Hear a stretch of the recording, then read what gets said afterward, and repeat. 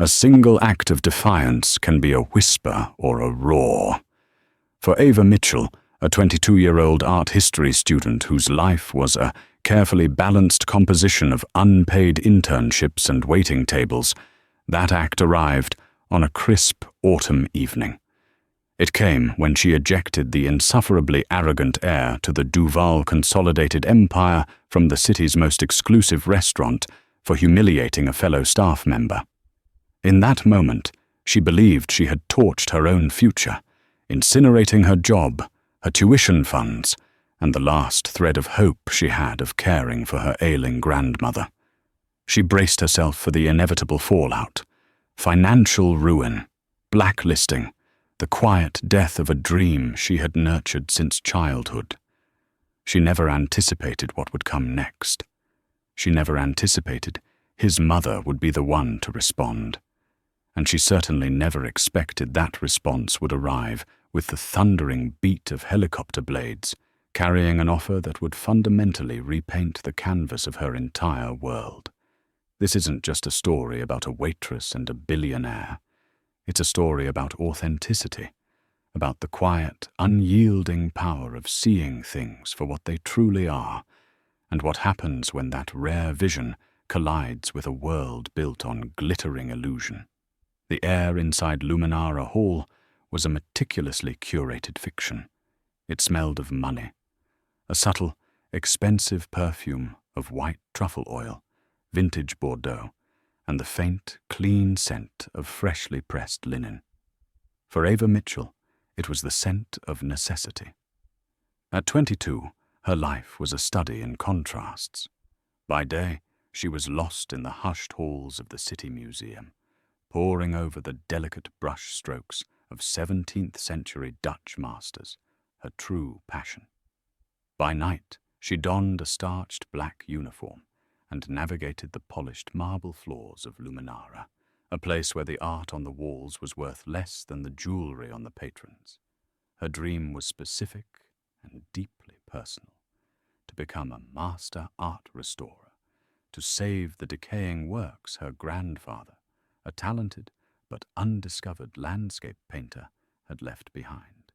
His canvases were stacked in her tiny, rent-controlled apartment, slowly succumbing to time and neglect. His memory was the quiet engine that drove her through exhausting 16-hour days. The tuition for her specialized restoration program was astronomical, a mountain she was attempting to climb one $5 tip at a time. Each shift at Luminara was a performance. There were the regulars: Judge Hemlock, who demanded his water be served at precisely 45 degrees Fahrenheit; the silent Mr. and Mrs. Chen, who communicated entirely through subtle gestures and always left a generous, folded $100 bill; and her fellow staff, a small troupe of aspiring artists, actors, and students like herself. They were bound together by shared fatigue and the ever-watchful eye of their manager, Martin Crowley. Crowley was a man sculpted from polished, hollow alabaster. His posture was perfect, his smile was a fixed, gleaming veneer, and his principles were entirely transactional. His management ethos was simple: the customer is not just right, the customer is a deity whose whims must be appeased at all costs, especially when their net worth exceeded the restaurant's annual revenue. He moved through his domain with a dancer's grace, his primary function to smooth over any potential friction that might disturb the flow of capital. Tonight, a Thursday, the air was different. It felt brittle, stretched thin. The source of the tension was Leo, a new busboy. He was a gentle, hard-working kid of 19 from El Salvador, his English still hesitant, his movements earnest but occasionally clumsy. He possessed a wide-eyed vulnerability that in a place like Luminara was less an endearing quality and more a liability. He was a lamb in a lion's den, and Ava felt a familiar, protective ache whenever she saw him. "Keep your head up, Leo," Ava had told him earlier in the staff locker room, helping him adjust his crooked bow tie.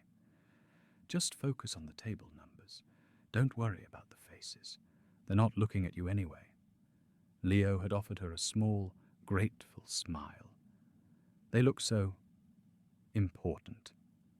They're just people, Leo, she had replied, her voice soft but firm. Some are kinder than others. The trick is to not let the unkind ones see they've gotten to you. It's what they feed on. It was a lesson she'd learned the hard way, a lesson etched into the very foundation of her quiet resolve. Her studies in art had trained her eye for more than just paint and canvas. She saw the world in layers of composition, texture, and intent.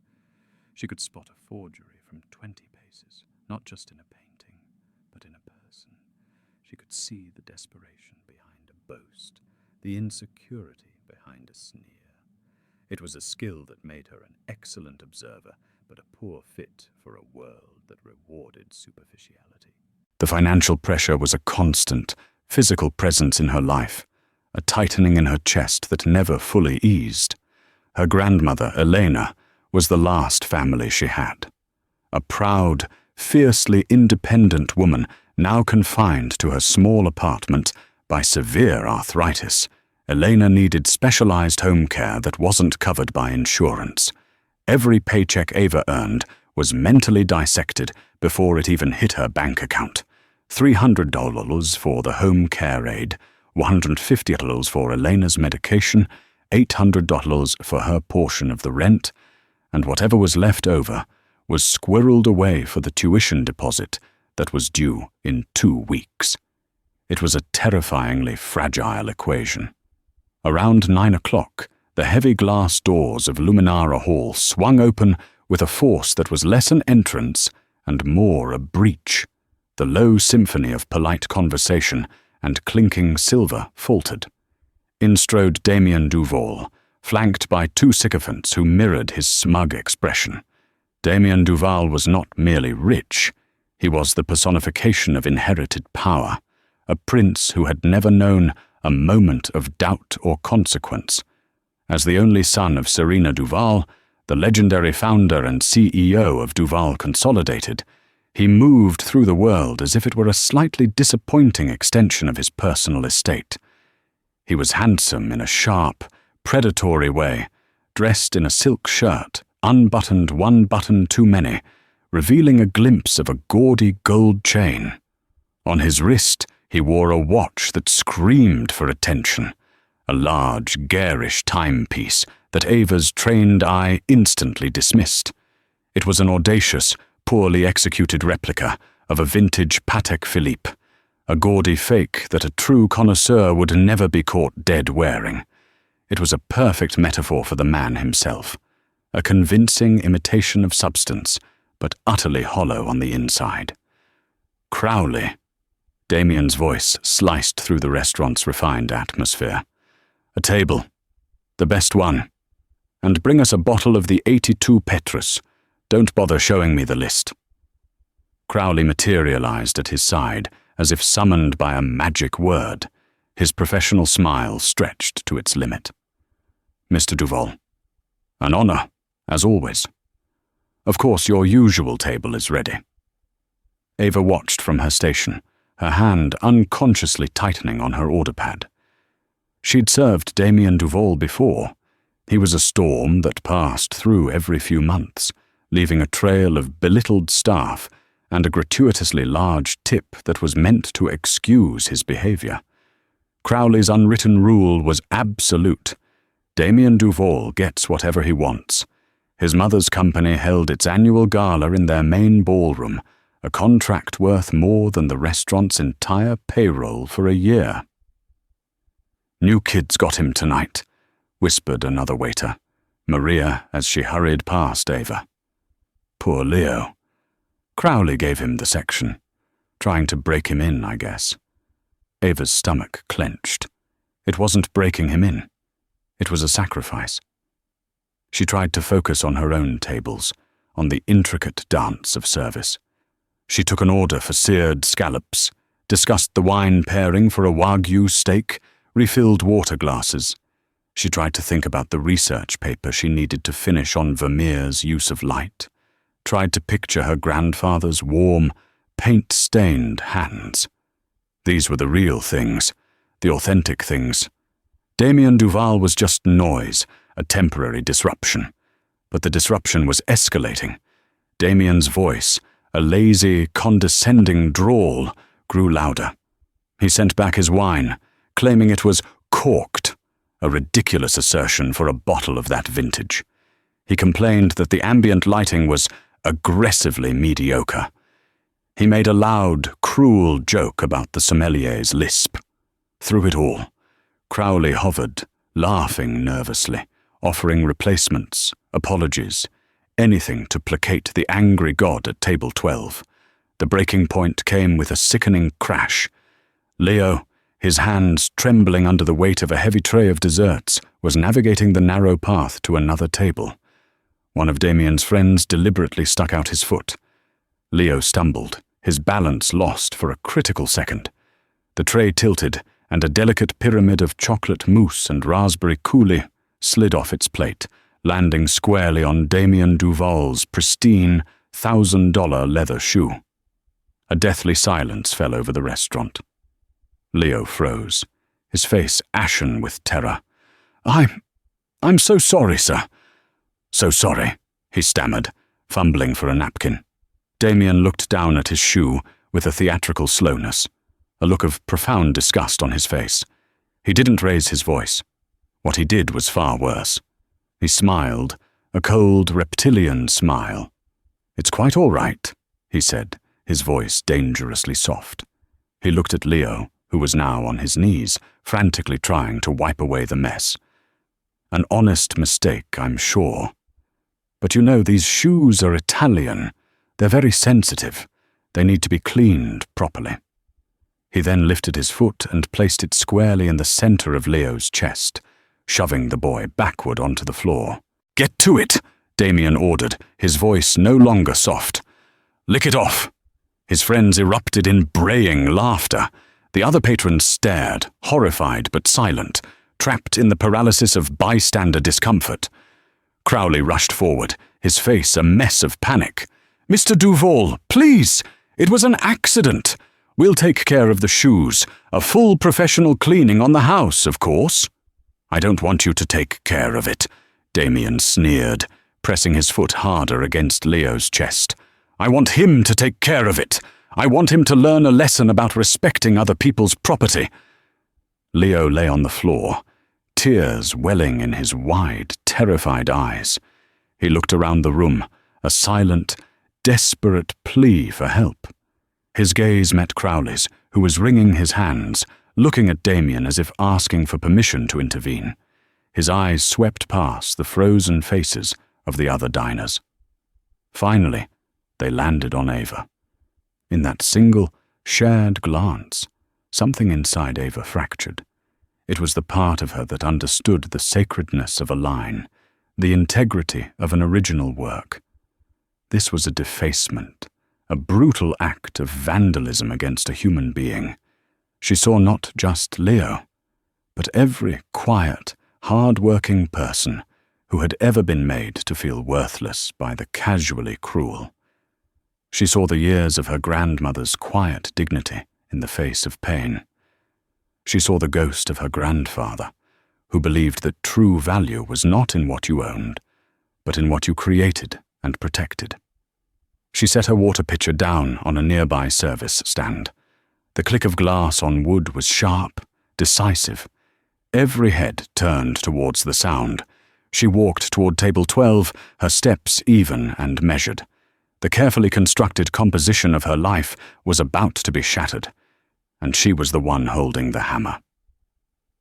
As Ava moved across the marble floor, the world of Luminara Hall contracted, pulling all light and sound into the vortex at table 12. The clatter of the kitchen, the soft music from the hidden speakers, the hushed whispers of the patrons. It all receded into a distant, muffled roar. The only thing she could hear was the frantic, terrified breathing of the boy on the floor and the steady, cold thrum of her own pulse Come on, Damien was taunting Leo, enjoying the spectacle he had created. It's just a little chocolate. Or are you too good for that? What do they pay you here, anyway? $1 an hour? I'll give you 100 to do it.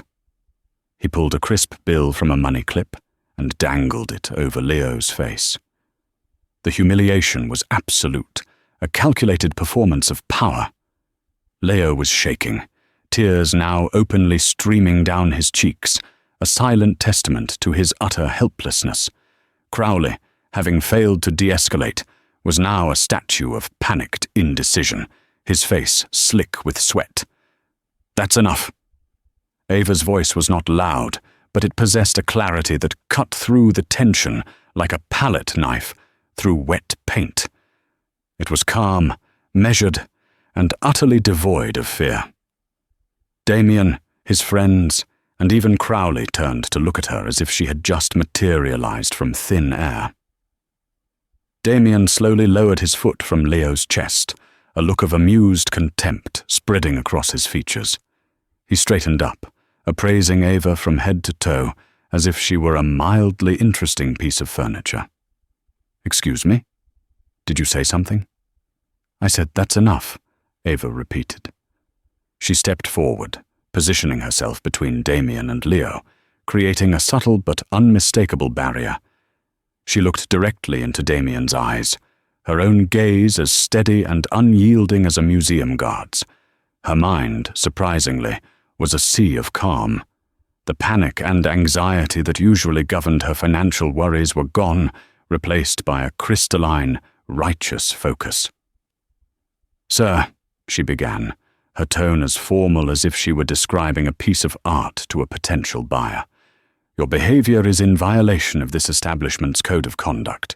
You are creating a hostile environment for both staff and patrons. I am asking you to cease your harassment of my colleague immediately. One of Damien's friends let out a snort of derisive laughter. Code of conduct? Did she just quote the employee handbook at you, dames? Damien's amusement began to curdle into annoyance. He was not accustomed to being addressed this way, to being challenged by someone he considered part of the scenery. And who in the hell are you? I'm your server for the evening, Ava replied, her voice remaining level. And right now, I'm the person informing you that you have 2 options. You can apologize to the young man you just assaulted, settle your bill, and leave. Or we can have the police come and assist you with your departure. The word assaulted hung in the air, electric and dangerous. Crowley looked as though he might faint. Ava, what are you doing? He hissed, grabbing her arm. Apologize to Mr. Duval this instant. He was just joking. Ava gently but firmly removed his hand from her arm without taking her eyes off Damien. He put his foot on another person's chest and shoved him to the floor. There is no legal definition of joking that covers that, Martin. It's battery. The legal terminology, spoken with such quiet confidence, gave Damien a moment's pause. The threat of police involvement was an inconvenience he hadn't factored into his evening's entertainment. But his ego quickly reasserted itself. You have no idea who you're talking to, do you? He said, his voice dropping into a low, menacing register. My mother could buy this entire city block and turn it into her personal dog park if she felt like it. One phone call from me, and your life as you know it is over. This was the ultimate threat, the invocation of a power so vast it was almost mythical in this city. Ava felt a flicker of pure terror. She saw her grandmother's care being cut off, her tuition payment bouncing, the eviction notice on her door. The entire fragile structure of her life trembled on the verge of collapse. Then she glanced down at Leo, who was slowly, painfully picking himself up off the floor, his face streaked with tears and shame. And the terror was replaced by a cold, hard resolve. Some things were not for sale. Some things could not be bought or intimidated into submission. Her grandfather had taught her that the most valuable things, dignity, integrity, kindness, were priceless. She took a small, steadying breath. Your mother's name is not a shield for your behavior, Mr. Duval. And I have to say, for a man of your supposed stature, your choice of accessories is surprisingly inauthentic. The shift in topic was so unexpected, it caught Damien completely off guard. What are you talking about? Ava's gaze dropped pointedly to his wrist. Your watch, she said, her voice still quiet, but now with an edge of academic precision. The Patek Philippe Calatrava, reference 96, a classic. Except the lugs on the original are integrated more smoothly into the case. The Dauphine hands are slightly more tapered, and the signature on the dial would never be that thick. It's a clumsy, obvious replica. A man of true wealth, a man of taste, would either wear the real thing or nothing at all. He wouldn't need to wear a lie on his wrist. The silence that followed was profound. She hadn't just insulted him. She had deconstructed him. She had peeled back the layer of expensive clothing and exposed the cheap imitation underneath. In a world where authenticity and provenance were everything to people like him, she had declared him a fake. It was a wound far deeper than any simple defiance. It was an expert's appraisal, and it had found him wanting. Damien's face, which had been a mask of arrogant amusement, contorted into a canvas of pure, unadulterated rage. The public humiliation was more than he could bear. He was speechless, sputtering, his powerlessness in the face of her calm analysis rendering him impotent. You're fired!" Crowley shrieked at Ava, finally finding his voice, desperate to align himself with power. "Get out! You are finished!" But Ava was no longer listening to him. She was looking at Damien Duval, who was now trembling with fury. He pointed a shaking finger at her. "You will regret this for the rest of your miserable life." He spat. He threw a black credit card on the table. "Pay for everyone's dinner tonight," he snarled at Crowley. "I don't want to be in the same room as this trash." With that, he turned and stormed out of the restaurant, his friends scurrying after him like frightened rats. The heavy door swung shut, leaving behind a stunned, silent dining room. Everyone was staring at Ava. Leo was looking at her with a mixture of awe and terror. Maria had her hand over her mouth. Crowley rounded on her, his face a blotchy, furious red. "Are you out of your mind?" he screamed, spittle flying from his lips. "Do you have any idea what you have just done? You have ruined us. You have ruined me. Get your things and get out of my restaurant. You are blacklisted, Reed, blacklisted." The words hit her with the force of a physical blow. Fired. Blacklisted. The mountain she had been climbing had just crumbled into an avalanche, burying her completely. She looked at Leo's tear-streaked but grateful face. She looked at Crowley's terrified, hate-filled one. She had done the right thing. She had defended the authentic and exposed the fake. But as she walked toward the staff exit, the curated, expensive air of Luminara Hall felt like it was suffocating her. The city felt different on the walk home. The towering skyscrapers, usually symbols of ambition and possibility, now seemed like colossal, indifferent judges. Each lighted window was an eye, watching her, a failure, trudging back to her small, insignificant life. The words, "You are blacklisted," echoed with the rhythm of her footsteps on the cold pavement. She unlocked the door to her apartment, the scent of old paper, turpentine, and linseed oil, a familiar comfort that now felt like a taunt. Her grandfather's paintings were leaning against every wall, their vibrant landscapes a stark contrast to the grey landscape of her future. She sank onto the worn armchair, the one he used to sit in, and the full, crushing weight of her actions finally descended.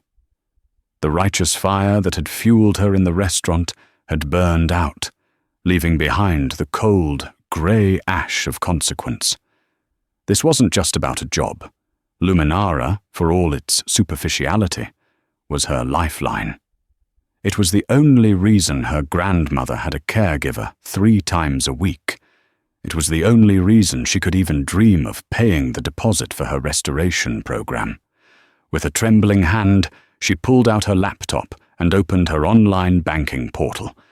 The number that glowed on the screen was a cruel joke. After paying rent and the last invoice from the home care agency, she had less than $400 to her name. The tuition deposit was $3,000. It might as well have been $3 million. A wave of vertigo washed over her. What had she done? Her grandmother's face swam in her mind. Her kind, wrinkled eyes, her hands, gnarled with arthritis but still so gentle. How could she tell her that the caregiver, a warm-hearted woman named Rosa, who was Eleanor's only regular visitor, wouldn't be coming anymore? The thought was a physical pain, a sharp stabbing in her chest. The next 3 days passed in a haze of quiet panic. Ava went through the motions, forcing herself into a desperate, futile routine. She scoured online job boards, sending her resume to every restaurant, cafe, and gallery in the city. She knew it was hopeless. Martin Crowley was a man who held a grudge, and the restaurant world was a small, gossipy community. The name Duval was a death sentence. A text from Maria on the second day confirmed her fears. "Ava, you need to be careful. Crowley is telling everyone you're unstable. He said you assaulted a guest. Damien Duval's lawyers called the restaurant. Everyone is terrified." The lie was vicious, but effective. Assaulted a guest. It was the perfect career-ending slander. She was no longer a hero, she was a liability. The final decisive blow arrived on Saturday morning. It was an email from the bursar's office of her university. The subject line was chillingly direct. Urgent. Program admission. Deposit past due. The body of the email was polite but firm. If the $3,000 deposit was not received by the end of the business day on Monday, her spot in the art restoration program would be forfeited and offered to the next person on the waiting list. Ava stared at the screen, the words blurring through a film of tears. This was it. The culmination of years of work, of sacrificing her youth, her social life, her sleep, all for this one singular dream. It was slipping through her fingers like fine sand, and it was her own fault. She had chosen one moment of integrity over a lifetime of ambition. She had told Damien Duval his mother's name meant nothing, but she had been wrong. In the world she lived in, it meant everything. Her integrity hadn't been a shield, it had been a bomb, and she had strapped it to herself and pushed the detonator. She closed the laptop and walked over to the largest of her grandfather's paintings, a sweeping vista of the coastline at dawn. The canvas was cracking, the colors fading. She reached out and gently touched the rough surface. "I'm sorry, Grandpa," she whispered to the empty room, her voice breaking. "I'm so sorry. I failed you." That afternoon, as she sat in the silent apartment, trying to figure out how to break the news to her grandmother, there was a sharp, authoritative knock on her door. It wasn't the friendly rap of a neighbor or the thud of a delivery. It was precise, deliberate, and unnerving. Her heart hammered in her chest. It had to be a process server, a lawsuit from Duval. She had been expecting it, dreading it. Taking a deep breath, she opened the door. Standing in the hallway was not a server, but a woman in her late 50s, dressed in an impeccably tailored navy blue suit. Her silver hair was cut in a sharp, elegant bob, and her eyes, a startlingly intelligent shade of grey, missed nothing. She radiated an aura of calm, unshakable authority.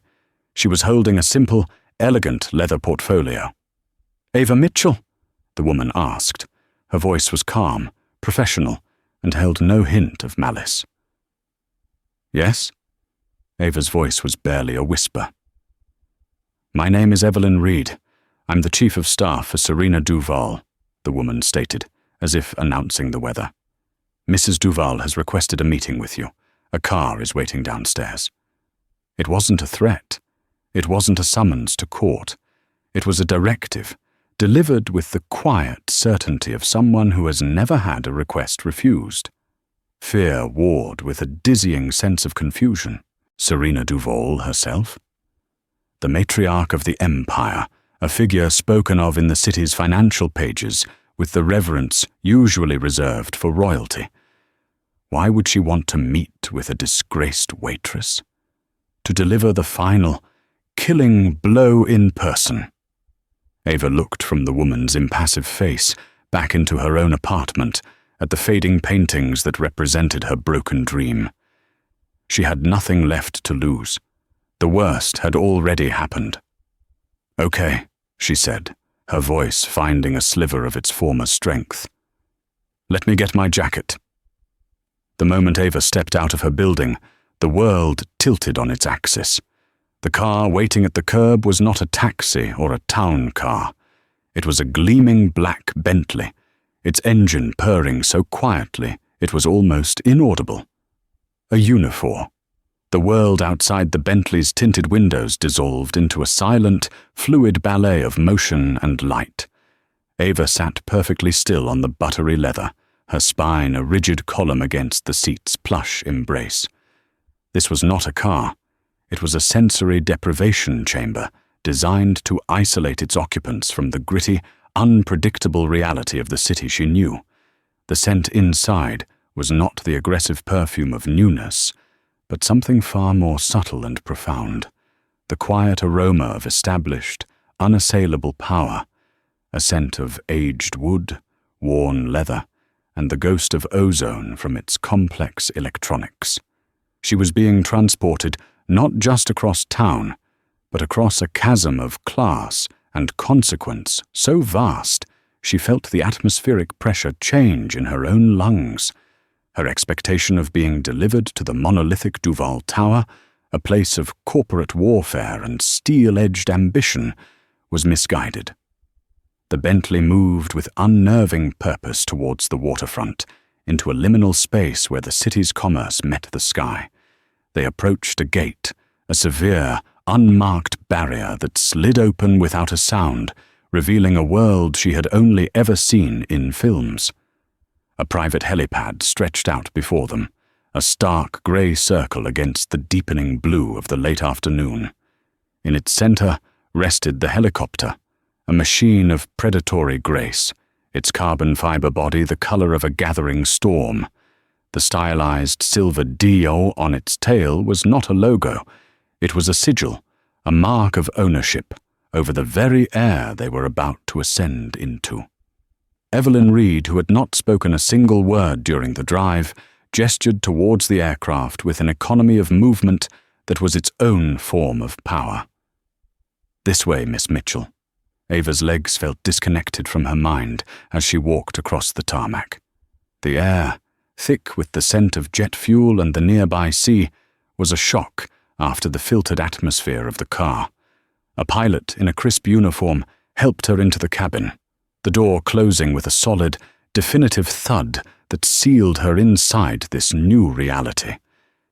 Evelyn handed her a headset, and a moment later, the woman's voice was inside her head, clinical and calm. "It's a short flight. Mrs. Duval is waiting for you at her estate." The world outside her window began to vibrate. The rotor blades, at first a lazy, rhythmic swoosh, escalated into a percussive, soul-shaking roar that seemed to liquefy the very marrow in her bones. The ground did not fall away. It was violently discarded. Her tiny, rent-controlled world, the grid of streets she navigated with a bus pass and tired feet, became an abstract map, a diagram of a life that no longer seemed to belong to her. They banked over the harbour, and the sun, low in the sky, shattered across the water into a million blinding points of light.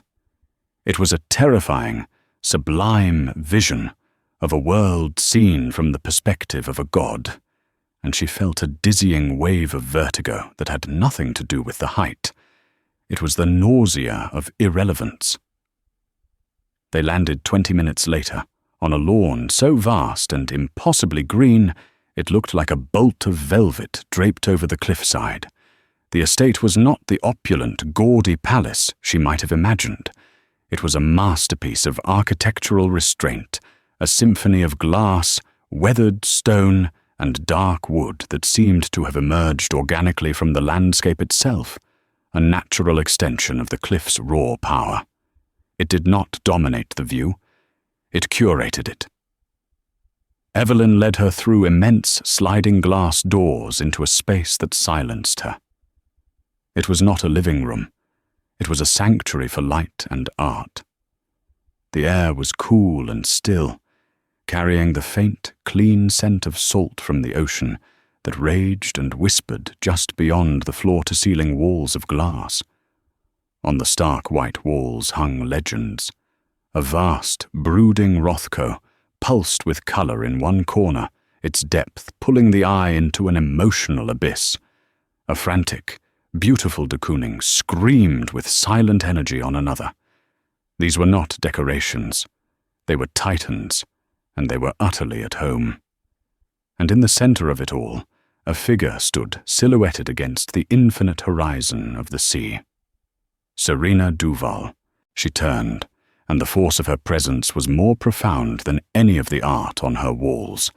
In person, she was smaller, more compact than the formidable icon of the financial press. Dressed in a simple pair of cream trousers and a grey cashmere sweater, she was devoid of all ornamentation.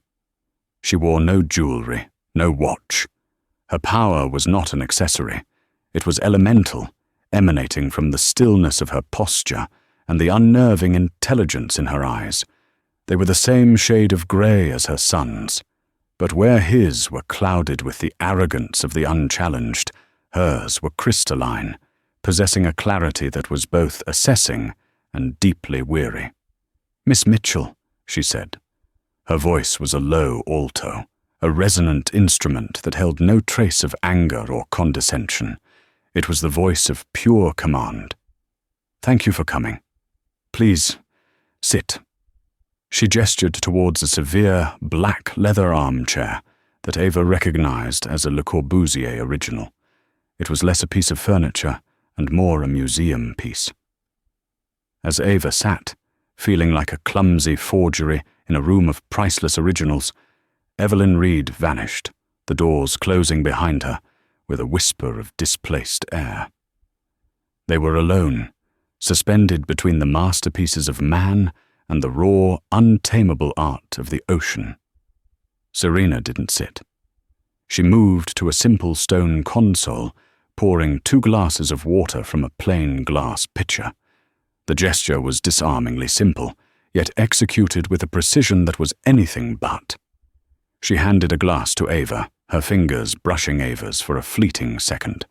Her skin was cool.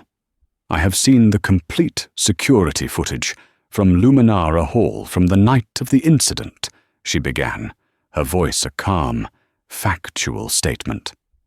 "I have read a full report compiled by my security team, which includes transcripts of interviews with your former manager, your colleagues, and even 2 of the patrons who were seated nearby. I have also, of course, reviewed your file." Ava's blood, which had been pounding in her ears, turned to ice. Her file? The phrase was so clinical, so invasive. "I know you are a top student in the art history program at City University, with a specialization in pigment analysis and restoration," Serena continued, her gaze as steady and penetrating as a surgeon's scalpel. "I know your GPA is 3.9. I know your grandfather was Thomas Mitchell, the landscape painter whose works were critically ignored but possess in my opinion, a remarkable understanding of light. I know about your grandmother, Elena, her specific medical needs, and the weekly cost of her home care.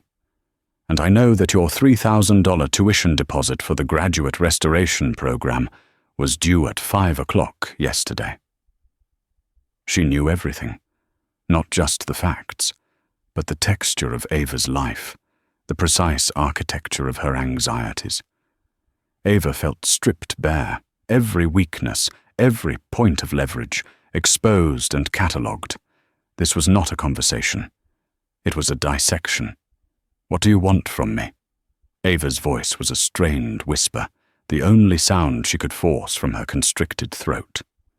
Serena took a slow sip of water, her eyes never leaving Ava's face. I want you to tell me what you saw, she said. You said you saw the footage. You read the reports. The cameras in that restaurant record events. They do not record character. The reports detail actions. They do not capture intent, Serena replied, a flicker of something sharp, not quite wit, but a deep-seated intellectual impatience in her voice. My entire life, Miss Mitchell, my entire empire is built upon a single, crucial skill, the ability to distinguish the authentic from the imitation. It is the foundation of every acquisition, every negotiation, every piece of art I have ever purchased. You stood in the face of my son, a man who wields the family name like a cudgel, and you did not merely defy him. You appraised him, and you declared him a fake. I am not interested in the drama. I am interested in your methodology. This was the last thing Ava had expected. It wasn't a scolding. It wasn't a threat of legal action. It was a professional inquiry. Serena Duval was not here as a mother defending her son. She was here as a master collector who had just witnessed an astonishing act of connoisseurship. A strange calm began to settle over Ava. The terror receded, replaced by the familiar, solid ground of her own expertise. She was no longer a fired waitress in the presence of a titan. She was an art historian being asked for her professional opinion. She took a deep breath, letting it out slowly. It wasn't just the watch, she began, her voice finding its timbre, its confidence. The watch was merely the most obvious symptom of the disease. A Patek Philippe Calatrava. The reference 96 is an exercise in perfect, Bauhaus-inspired restraint. It is a quiet statement. Its value lies in its history, its mechanical integrity, and the subtlety of its design. It's a piece for someone who has nothing to prove.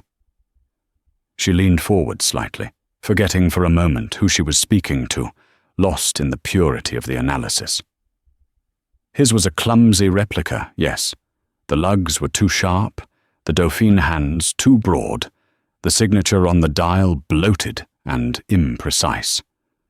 But the true forgery wasn't the object itself. It was the choice to wear it.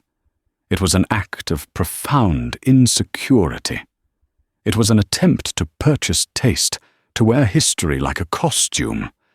A man of genuine substance would either wear the real thing, appreciating its intrinsic worth, or he would wear a simple, honest timepiece that served its function.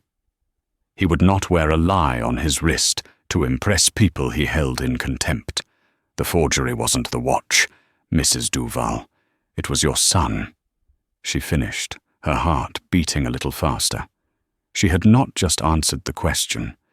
She had laid the unvarnished truth at the feet of the one person who could destroy her for it. The silence that followed was absolute, stretching for what felt like an eternity. The only sound was the distant, rhythmic crash of waves against the cliff. Serena Duval's face was an unreadable mask of stone. Then, something in her expression fractured. It was not a smile, not at first.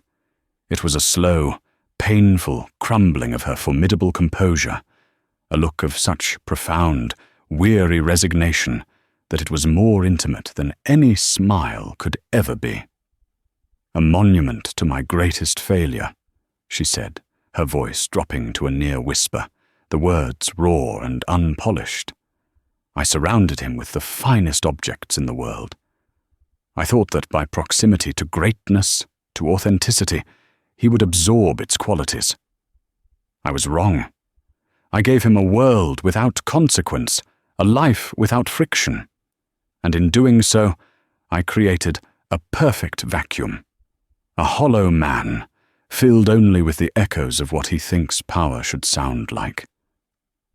She finally moved, walking over to the chair opposite Ava and sinking into it, the first sign of fatigue Ava had seen in her.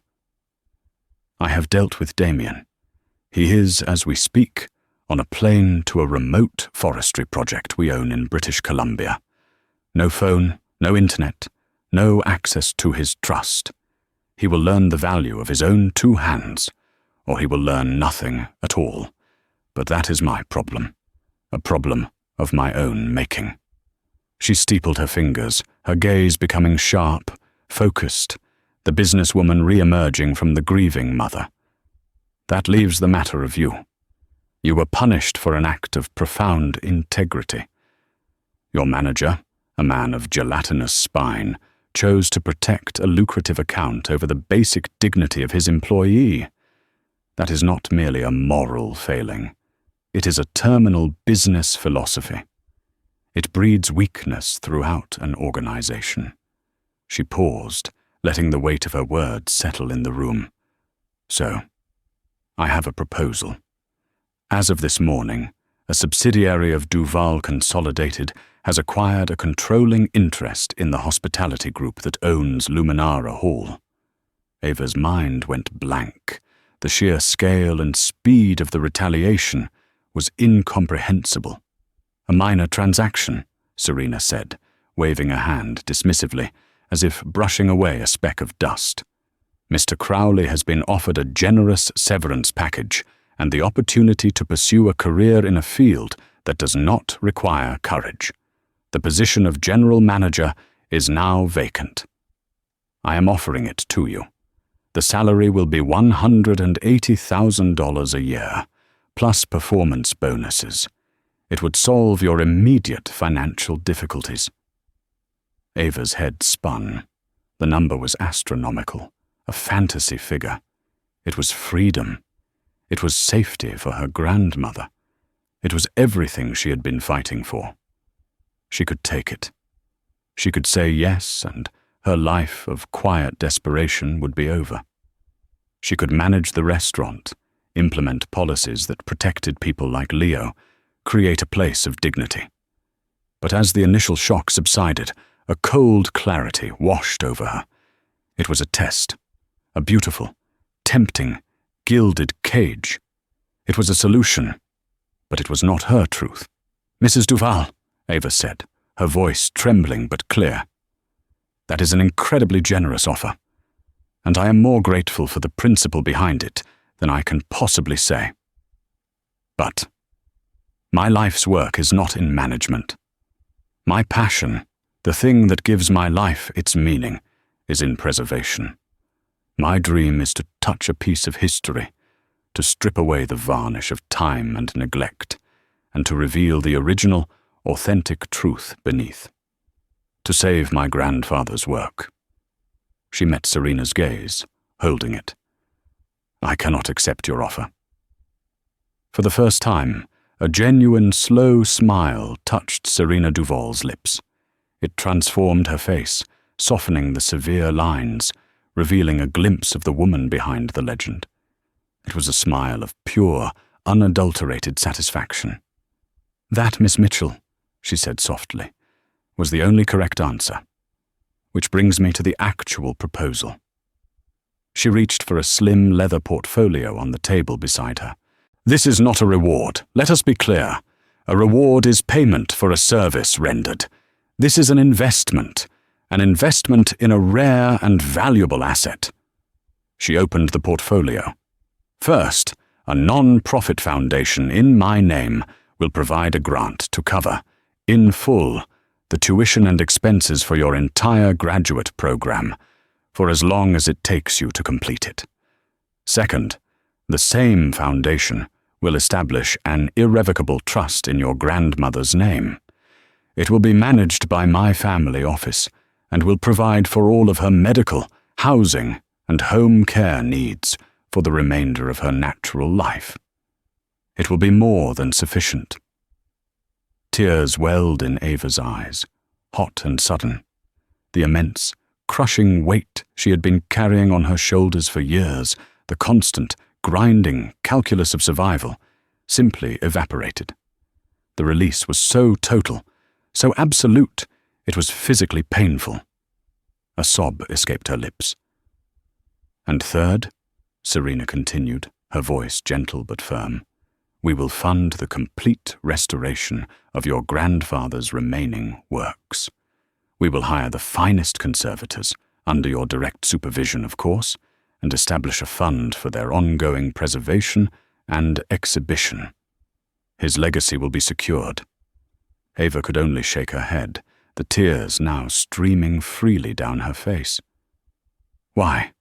She whispered through her sobs. Why are you doing this? Because integrity without resources is a vulnerability, Serena stated, her voice pragmatic once more. And I am not in the business of allowing valuable assets to be vulnerable. This, however, is all conditional. It is conditional on the final part of my offer. She leaned forward, her grey eyes locking onto Ava's, the intensity returning. Upon your graduation, I want you to come and work for me. Not as a manager, but as my personal curator and acquisitions advisor. You will be the head of authentication for the entire Duval collection. You will travel the world. You will hunt for lost masterpieces and expose sophisticated forgeries. You will sit beside me in boardrooms and tell me when a CEO is lying to my face. You will be my eyes. Your only loyalty will be to the truth, to the authentic. I have an army of lawyers, accountants, and executives. I have no shortage of people who will tell me what is profitable. I have an urgent need for someone who will tell me what is real. She stood up. The audience concluded. That is my proposal. The grants and the trust will be put in place regardless of your answer. They are my amends for what my family's name put you through. But the position, the work, that is the true offer. A chance to use your gift on a global canvas. The choice is yours. Ava sat, stunned into silence, the sound of the waves a distant symphony. A choice. A few days ago, her choices were between rent and medicine, between her dream and her grandmother's survival. Now, this. She was being offered not just a future, but a purpose, one that resonated with the very core of her being. But a flicker of unease, a cold and sharp-edged thought cut through the overwhelming gratitude. An asset, an acquisition. Would she just become another beautiful, authentic object in Serena Duval's collection? Would this world of immense power, this ability to acquire restaurant chains on a whim, slowly strip away the very thing Serena valued in her? Wiping her tears, Ava rose to her feet. She felt the solid ground beneath her, the strength returning to her limbs. She was no longer the girl who had walked in here. The weight was gone, and in its place was a new, lighter, but infinitely more complex sense of responsibility. I accept, she said, her voice clear and strong, but I have two conditions. Serena Duval raised a single, elegant eyebrow. No one gave Serena Duval conditions. First, Ava said, her courage solidifying with every word, the restoration of my grandfather's work. I am eternally grateful for the funding, but his paintings will not become part of the Duval collection. They will not be an acquisition. They will belong to a trust in his name, accessible to the public, but owned by no one. They must remain his. They are my anchor, They are how I know what is real. I cannot sell them, not even to you." Serena's expression was unreadable, but she nodded slowly. "And the second condition? The boy from the restaurant. Leo, your acquisition of the company. I want you to establish a scholarship fund for the employees and their children. A real one. Life-changing. And I want Leo to be its first recipient. I want him to have the chance to build a life where he never has to kneel for anyone ever again." A long moment passed. Serena studied Ava, her gaze moving from Ava's eyes to the churning ocean and back again. The smile that finally appeared on her face was different from the others. It was a smile of genuine, profound respect. The smile of an equal. "The Thomas Mitchell Foundation will be established by the end of the week," Serena said, "and I will have my team draft the charter for the Luminara Scholarship Fund immediately. Your conditions are not only accepted, Miss Mitchell, they are an improvement upon the original proposal." Ava felt a final, shuddering release, a sense of rightness so profound it settled deep in her bones. She had not been bought. She had negotiated. She had not just accepted a new life, she had helped to define its terms. She looked past Serena, out through the wall of glass, at the vast, endless horizon where the sea met the sky. The canvas of her world had been wiped clean. The future was no longer a terrifying, narrow path she had to crawl along, but an infinite, unknown, and breathtaking expanse.